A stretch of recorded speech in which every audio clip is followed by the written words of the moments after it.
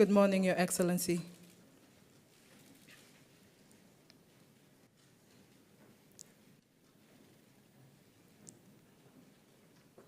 Good morning, Your Excellency. Thank you for taking the time to meet here today with members of the press, researchers, and writers who have joined us from all over the world for the commemoration of the genocide against the Tutsi.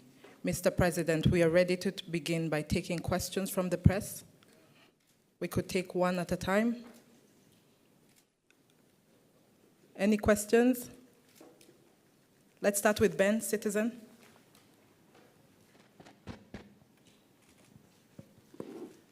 Murakoze Chane, Your Excellency. My name is Ben Kirui from Citizen TV, Kenya. And I have two questions for you. The first one is, to what extent is the international community culpable for its lack of intervention during Rwanda's darkest hour, especially given the catastrophic failure to prevent the 1994 genocide against the Tutsi? My second question is, given that some perpetrators of the horrific acts during the genocide against the Tutsi remain unpunished, can victims and survivors maintain hope for achieving justice? That's it. Murakoze. Well, the two questions really which speak directly to the problems we had in '94, but of course which have a history that go back decades.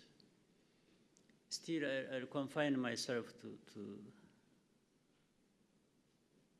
these questions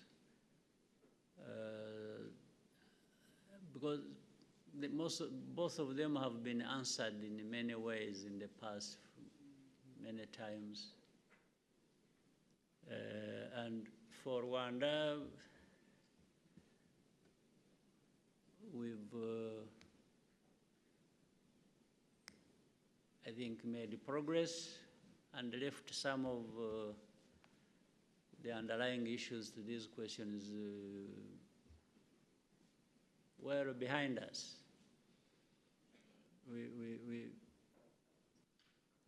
Whether the international community was responsible, to what extent, and so on and so forth, well, they have been responsible. To what extent, you can say to a great extent.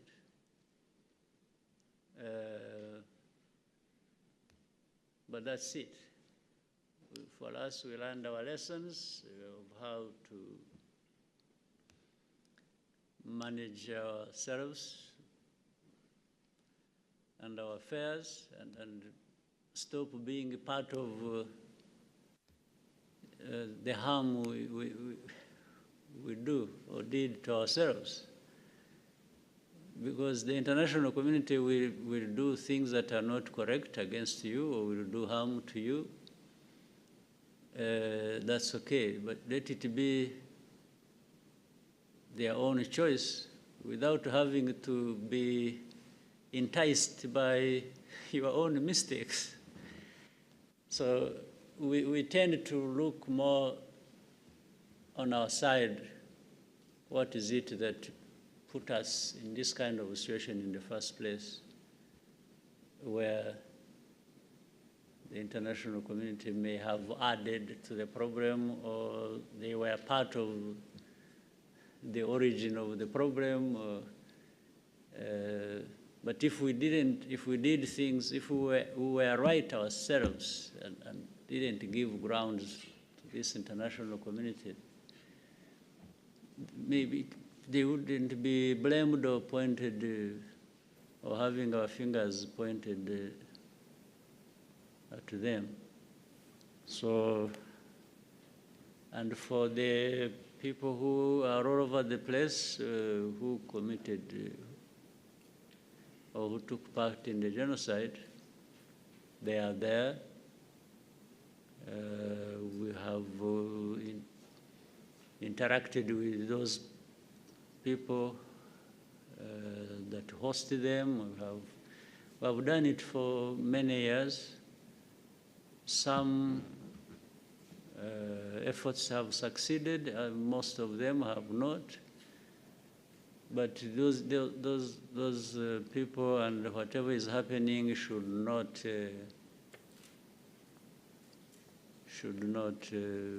stop our lives running the way our lives should run. So really, that is all. This mainly comes up when questions like you have raised come up from other people, but they don't occupy us on a daily basis thinking about them. Yeah. Thank you. Kigali Today. Thank you very much, Your Excellency. My name is Edmund Kajira. I work for Kigali Today. Mr. President, what is your message to the people who continue to be vague and ambiguous about who the victims were in Rwanda? A good example is a message by Secretary Blinken. He talks about remembering Hutus, Twas, and all those three tribes. And in your discussion with President Clinton, did you touch this issue, considering that the US is among the countries who can't name it properly? Thank you, Mr. President. Well, we had broad discussions with former President Bill Clinton and his delegation. The delegation, United States sent a delegation here to be with us on this 30th Kwibuka, and they decided to designate Honorable Bill Clinton to lead the delegation. So we had broad discussions over our bilateral relations and the status of that. That one was an element of discussion, but among many other more important things. For me, that concern was answered long ago by making our position clear. Not so long ago, maybe 2015 or something, or 14, we get messages from all over the world joining us in the commemoration. And that time we received a message that talked about, on one hand, Kwibuka and sympathizing with us and so on and so forth, which was correct. And then another part was all kinds of things about democracy, human rights, freedoms, everything that we are thought not to have at all in our country. So our country actually wrote a letter back to the US. I'm the one who authored that. And what I asked them, what I told them is twofold. One, I told them that United States or any government of any country have the freedom to tell us whatever they want to tell us, even if whether we are happy about it or not. That's no problem. And we're always going to absorb whatever is brought our way.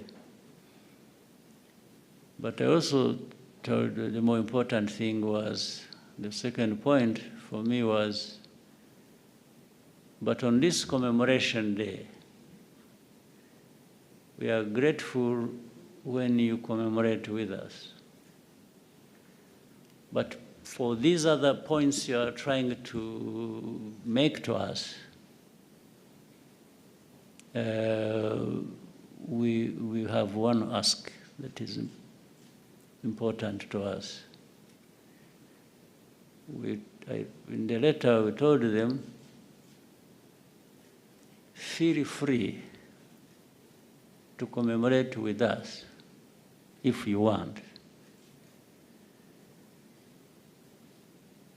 And feel free also to tell us whatever you don't like about us. But our ask is one.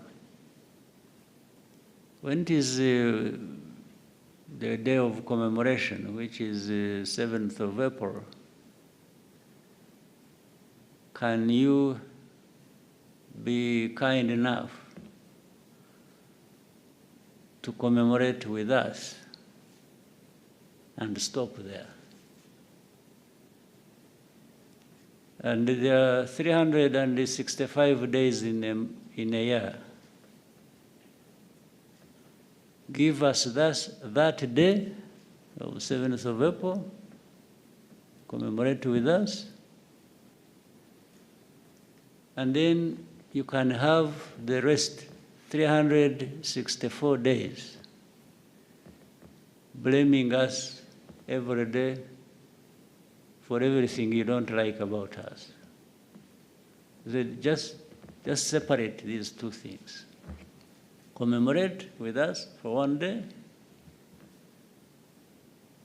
blame us for the rest of the days of the year. I thought it was a fair deal and a fair ask. So for me, that problem was solved that day. These others that come after and will come in the future, I have no problem. Thank you, sir. Let's have another question, Al Jazeera, and then we'll come back to SABC.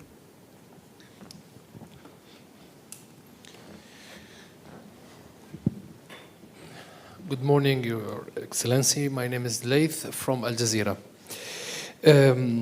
Earlier in interview, Your Excellency described some politics in the region be primitive, based on ethnics. I'm in Rwanda only since a few weeks, and I noticed that the level of the stability in the country. And so my question is, how does Rwanda manage political strategy with the neighboring to maintain the achievement since 1994? Thank you. Thank you. We do what we can, what is possible, and we don't do it alone. We try and do it with those countries, neighboring countries and beyond. But there are priorities. Those are the ones we stick to.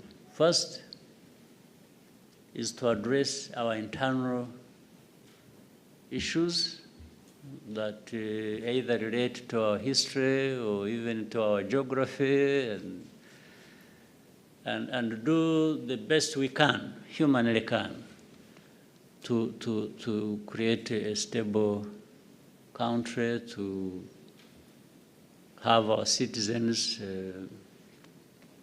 get the best they can give themselves, or working together, we can offer each other, and it's security, it's socio-economic development, it's always adding to bring the country back together in the form of unifying the people, even in their differences, still look at each other as belonging to the same country towards which we can contribute the best we can individually and then collectively.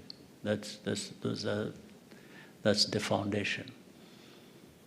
Of course, there is no country that is going to be an island. None.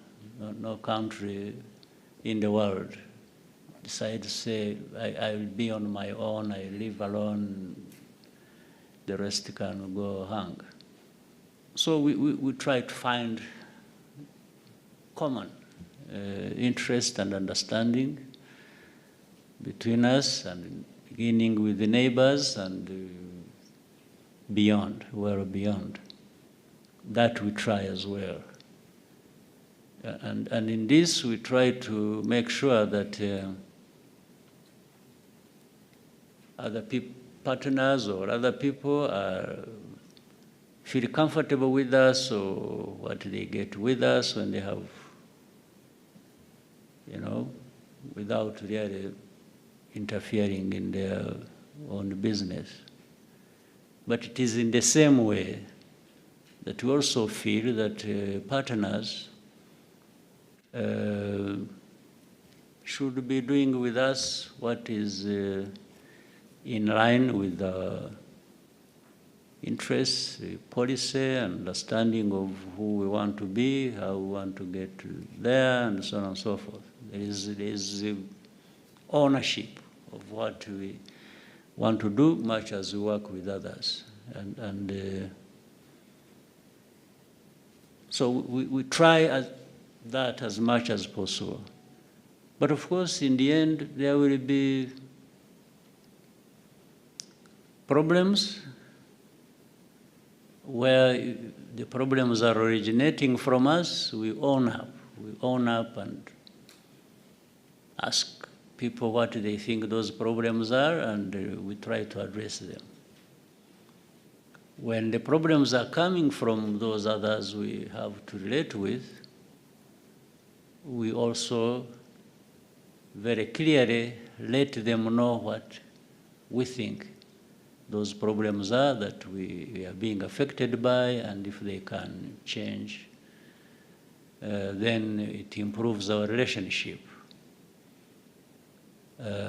So we've really done a lot, at least made progress, invested a lot in trying to resolve our internal issues. We still have a lot. The country needs to do more, do better all the time, but we have made good progress. So what we have in the region currently, and which maybe refers to part of what you said about primitive politics, I said that relating to what situation we have in our region, and what we had in Rwanda ourselves back in the years, which we have overcome and continue to make sure that we keep moving forward, is politics that seeks to divide the people either of a country or a region. In fact, based on ethnic or religious or other reasons, you cannot govern effectively and stably. You can't have stability when you divide people, when you discriminate people, when you and this is, I could not find a better word to run a society or a government on the basis of a division of tribes or ethnic groups or this, and in our case, having gone to the extreme, even here in '94, as you remember, it is, I could not find a better word other than being primitive. Primitive. You are not, how do you divide people? How do you practice sectarianism or racism or what? where do we see it in history that it has served well in a society? That's what I was referring to, because we have a lot of it in the region, especially in the recent days, as we have seen. So I was not only explaining that so that people may give it consideration to avoid very huge and costly problems that are born out of it. Thank you, sir. SABC, Sophie. Sophie Mkwena from the South African Broadcasting Corporation. Mr. President, yesterday we spoke to President Cyril Ramaphosa, who said you had a marathon meeting on Saturday night. You also have the former South African president in the country who joined yesterday. Were you able to raise issues that we spoke about on Thursday in relation to Rwanda's relationship with South Africa, particularly the issue of the DRC? Thank you so much. We could not have spent hours, the President of South Africa and I, meeting and definitely not talk about that. It featured, and I think we had a very good discussion, very good understanding of the situation, and maybe the best ways we can work together to resolve that. I was satisfied. So, and it seems your interview also helped. The discussion you had and the questions you asked maybe informed all of us and prepared us for that discussion. So we had even a reference point. So we definitely did discuss that, and I'm satisfied. I hope the President himself is satisfied that we can make good progress on a number of fronts to resolve the issues. Sir, if you allow, we can take one last question. No, but I see many people here wanting to... Okay. We can take Kagabo and then come to... No, but don't concentrate on people here. There are people from outside who are here. You are being sectarian. Let's take Asahi and then... Only. Let's take Asahi and then we'll take Margot. And then we can take from this side. Okay, thank you, President. My name is Susumi Maizumi, working for Japanese newspaper Asahi. So with regard to the presence of Asian country, including Japan, maybe especially Japan, so what kind of relationship would you like to build in the future with Asian countries? We actually have a very good relationship with the Asian countries, and a relationship that is very productive, that is very meaningful to our development as a country, and I hope meaningful to those countries as well from our side. So we do. And the good thing is, it's actually it's a healthier relationship with those Asian countries. They don't come with, well, some of them have started learning to do that, but largely it's respectful, it's very beneficial. They don't come with all kinds of demands that we must address like we have in some other types of relationships. So it's there, we want it to grow, and it's healthy. Thank you, sir. We can take Margot and then somewhere in the back and here. We'll come to you. Good morning, Your Excellency, and thank you. I'm Margot Solinas from the French media ITEM, and I had two questions for you about, first, the French presidency leaked last Thursday a piece of the speech of Emmanuel Macron that he was supposed to pronounce yesterday, but the video that was actually released elsewhere and the speech didn't match with what was announced. Plus, Emmanuel Macron was supposed to come and finally he canceled. I wanted to know if whether there has been a problem because of the French position doesn't sound like really clear at the moment. And my second question is about the fact that Rwandese soldiers have been sent to Mozambique in 2021 in the aim to help and strengthen Mozambican and Rwandan relationship. But how did it also strengthen the relationship between Rwanda and France at the moment? Right. As far as I'm concerned, our relationship between Rwanda and France is good and has been good in the recent days. Of course, behind that, there is this long history of problems relating to what happened in our country in the last 30 years. So my feeling up to now is we've made progress. But there are still people maybe in the political and other structures of France that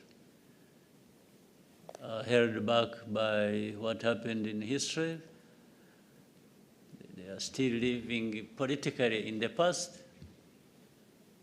We can only be making progress on the basis of people who want to look forward and we move forward together. So I don't know the proportions with this, with that, I don't know. But to make the judgment, I think the people of France are reasonable people and we can work together. Sometimes the politicians are the ones that are at issue. So I heard about that, the contradictions in the statements or this, or watering down this, but that's all about it. I heard that happened, but I really, for me, I'm focused on the good things that can happen if we relate well and make progress. These small issues, I think, will be there, even if you are talking about the head of state having done this and that. But still, that's not for me to dwell on and talk about. Maybe when you get an opportunity and speak to him when you get back, you may ask him. He may give you a better answer than I am capable of giving you. But for us, we are still on the side of wanting to continue making progress, irrespective of the bad history we have had. For Mozambique, we got involved in Mozambique with the understanding and invitation of our brothers and sisters in Mozambique. And we've been there doing what we can and working with the Mozambicans to rein in the insecurity that was there for a couple of years. And I think good progress has been made also. How the French come into this, as you asked, maybe is related to what you might be having in mind because they have investments there. Like other countries have. In fact, there are many countries that have these investments, heavy investments in Mozambique. Either these countries working together and through their companies or different ways. Where it is France, it is the United States, it is India, it is Japan, it's Korea, it's there are many who are there, working there. So naturally, the investments have to be made in a stable environment. And since we are there contributing to the stability of the area where these countries are making investment, we have discussions, we talk to each other. In our contribution and their investments there, we have good discussions and understanding of how we can continue to stabilize that area. That's the main thing they can say, France linking through Mozambique. Thank you, sir. We take 3 more questions. Yeah, keep going. Okay, we'll go with Francois and then David and then come to AP.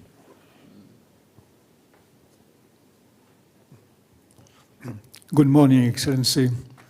My name is Jean-François Dupaquier from Africa, Arabia. If you watch at the French-speaking press in recent days, you see a lot of articles in favor of Rwanda. Anyhow, there is often an incidental headline that asks the question, but who is Kagame really? The propaganda of your enemies, particularly in Congo, describe you as a cruel and bloodthirsty tyrant. Do you try to change this image? For example, in most of your official photographs, you look severe and distant. This can contribute to fueling controversy. Why don't you wear a slight smile like all your fellow presidents around the world? Do you ultimately like or dislike being fed, sometimes hated, in the Western world? Thank you. Good.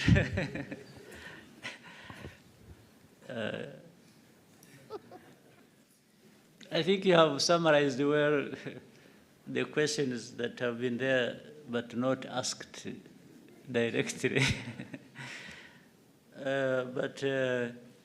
For the smile, I think I have to borrow either some talent or actually directly the smile from some people. But the fact that it is the smile is lacking on me is not my making. Maybe it happens accidentally. But very interesting way of putting your question. I try to answer it this way. Starting with who is me, who is the person. I have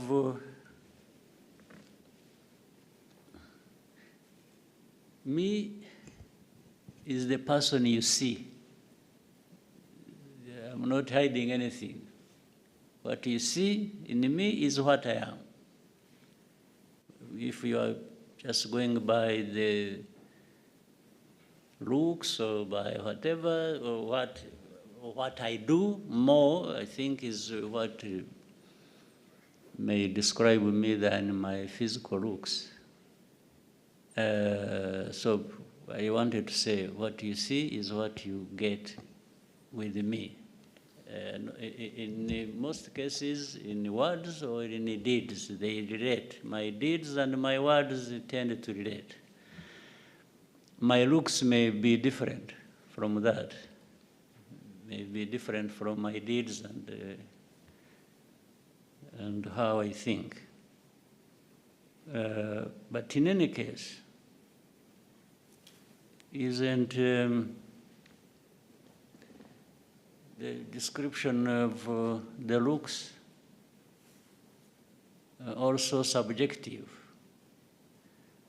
There are people who see me as through the looks as a terrible person. There might be others who say, after all, there's nothing bad looking like that. So it's subjective. But to the point you're making about tyrant or cruel, or you see, you can't be bad to that extent. Cruel or a tyrant or bloodthirsty or whatever, and hide it. It's difficult. Even if you try to hide it, there is a moment it betrays you. And that also, once it has come out or once it is not there, you register the feeling, the description, from people who have to deal with you. If I was some of the things people have said about me or described me as,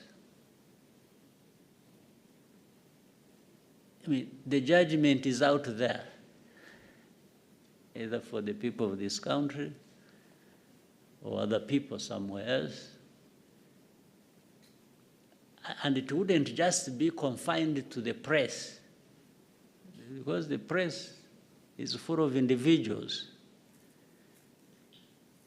But these individuals don't add up to a population that is as big as Rwanda's, even if Rwanda is very small. These are just individuals.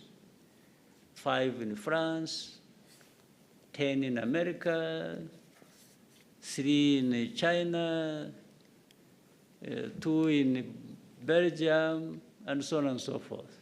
If you add all of them up, and they are even all negative and saying things about me, surely these can't be the people that are right and the rest wrong. But they only take advantage of the platform they have, they're able to command some voice that they put out there for people to, even people who don't know what you're talking. There are many people who even don't know about Kagame and get to know him by what a journalist has said, or one in the press has said. And in many cases, in my experience, some of them have started by hearing what the journalist said, and they ended up saying, but we've been told lies, when they come to know this through other means, either by direct contact or visit or whatever, and interaction with other people who know this person that has been talked about. They may say, this person told us lies. And consistently, over many years, has been telling us lies. What we saw, what we heard, whether it is this city, whether it is the person, whether it is this. They say, no, but what we are being told is completely different from what we have seen or experienced. So, and of course, there is a particularity with the Western press. The Western press, I mean, you will find out there are things that were said about this country 30 years ago, 25 years ago, that are being repeated now, which means, according to them, nothing has changed. They talk about Rwanda, very poor population. We are poor. We are not where the developed countries are, for sure. But this poverty, the way it was in 1995, in 2000, is not the way it is in 2024.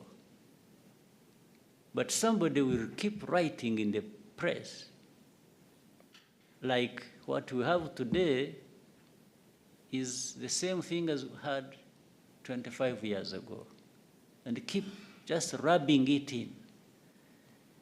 You know, even the Kagame and his looks and so on, I've been trying, in recent days, I've been trying with a smile. Maybe it's not a good smile, but I've been trying. So the Kagame you saw in 95, in 94, 2000, anyway, there was no smile. There was nothing to smile about, so I didn't smile. But now, with some progress, I can afford some smile once in a while. So if somebody thinks,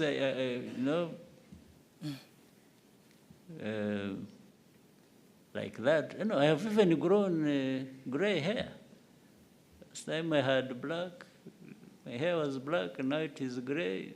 It is actually disappearing.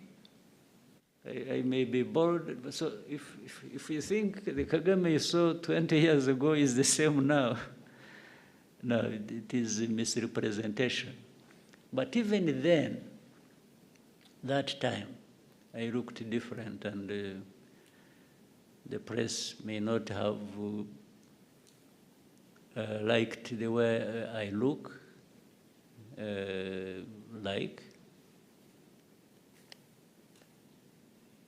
but the situation that time maybe looked like that itself.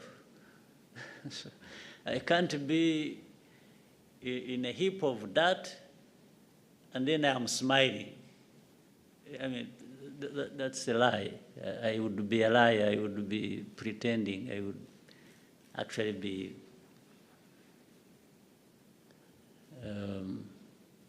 having some problems with me to pretend that everything is okay around me when everything is bad. So, finally, the Kagame you see, or there, or you like, or you don't like, is going to be there anyway. I don't need anybody to like me or to hate me to live my life. I live my life whether you like me or you don't like me. And I have my views, I express them, I will do things, I do. So I owe my living to not a single individual or country, even if powerful ones. No, we are all human beings created, sometimes they say, by God. I don't know, maybe we are there for something. But so for somebody to have powers over me, that one I can tell you is not possible. Even the most powerful didn't create me. Who created them, first of all? And we are all here just temporarily. If we are lucky, we live up to 100 years. Those are the luckiest. So the one who is saying all that has also his time, and he'll go like all of us. Everyone has their day. So that's why I can't accept that anyone who has powers over somebody else to the point of dictating. Even the most powerful don't have power over us, how we live, how we do. So, but Kagame has been shaped by that philosophy, that understanding, that well, I try like any human being and do my best, do what I can do what I have to do. I may have flaws, make mistakes, own up and do good things, benefit others. And so I'm that person. Tell those people that actually to know me is not complicated. It's straightforward. It's me. Then other things we can discuss on the side. But that was a very powerful question. Thank you, sir. We can take from Amu, who's just next to Francois. And then Thank you. Thank you, Your Excellency. Amu Kanampili from AFP. My question is about the March 23 movement in Eastern DRC. Your government has previously denied backing the movement. Does that denial still stand a year and a half later? And what is the current relationship between Rwanda's government and the M23? Thank you. Well, those who accuse us, I would ask them why they actually don't support M23 themselves, including AFP, you as a journalist. Why don't you support M23? Or why is the question, you support M23 or you don't support M23? First of all, what is M23? M23 is an organization born in and out of Congo. That's number one. Number two, these are Congolese. And you will hear even Congo admit it now. Why do they exist? Why are they fighting? Why do they have arms? Is another question. It is also a simple question. They exist because they have been denied their rights as citizens of that country. They are called Tutsis of Rwanda. Fine. But then you need to be educated also a little bit about history. We have Rwandan communities in Congo who are Congolese, and by the way, these are not just Tutsis, it is the same social structure of a country that is also there in Congo. Like, in fact, we have other neighboring countries where they are, but they are citizens of those countries. We have 100,000 people originating from this community, 100,000 who have been living here in Rwanda in refugee camps for the last 2 decades. Why? Because they are being uprooted from their ancestral homes, persecuted, and sent across. In fact, there are more in Uganda. There are 300, there's 100,000 here, there are hundreds of thousands there in Uganda, more numbers. So M23 is born out of that situation. That's why I asked the question. I said, well, why wouldn't anybody else, why are we being accused as Rwanda of supporting M23? And I'm saying even those who accuse us, actually I should accuse them of not supporting M23 because it is as if they agree with the injustice that is being done to this community.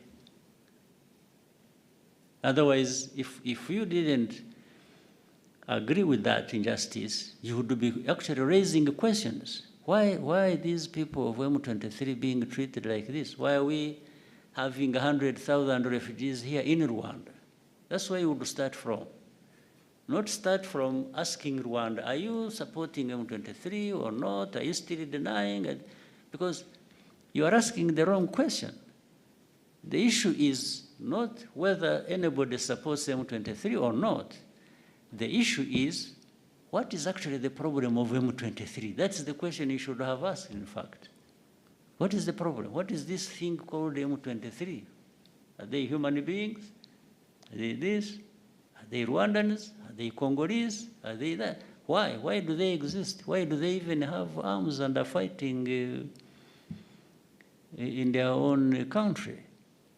This is the right question that I should be asked.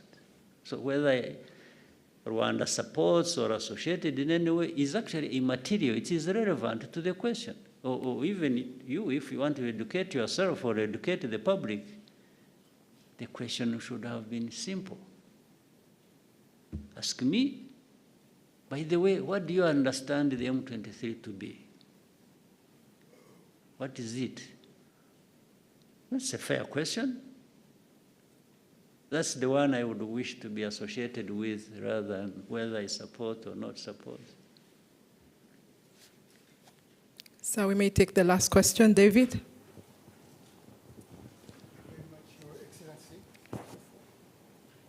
Thank you very much, Your Excellency. Dupac talked about the image. I've been traveling through the continent, and the majority of the youth, I think, don't want you to remain the way you are. Because Rwanda means for them hope, but more than that, a new school of political thought, a new school of doing things, a new school of making politics and transforming our society for the best, for peace, stability, and economical progress. For the past 30 years, you have succeeded to build a modern state, offering to Rwandese people a safe space to build their own lives and achieve their personal dreams. How do you see Rwanda for the 30 others coming years? Well, we keep making progress and be where others are that they have even taken for granted. And when you see developed countries, why can't Rwanda or Africa develop to that extent or beyond? What is lacking? So, but what you have to deal with is the right politics in place, management of society and enabling society to do what they need or have to do to take them to a much higher level in terms of development than where they are. So really that is the aspiration for all of us, even as leaders, and I'm sure individual Rwandans, everyone wants to see development. They want to see us, because we are human beings. Human beings, we can't have this allow this disparity, and some have been designated to remain backward, poor, undeveloped, and yet we are sitting on immense resources that actually other people who are developed are coming to help themselves with and taking away. And for us, we are there watching and not doing anything about it. So the Rwanda of the next 30 years should be maybe 3, 4, 5 times better than what you see now. 30 years from our graves to being here, I think, another 30 years. We are not coming from the graves. This time we are coming from some level of progress that we have made. Thank you, sir. We may conclude here. Right. We'd like to thank you for your time with us and wish you a good day. Unfortunately, I couldn't take all the questions, but I'm happy to meet you another time. Thank you, sir. Thank you.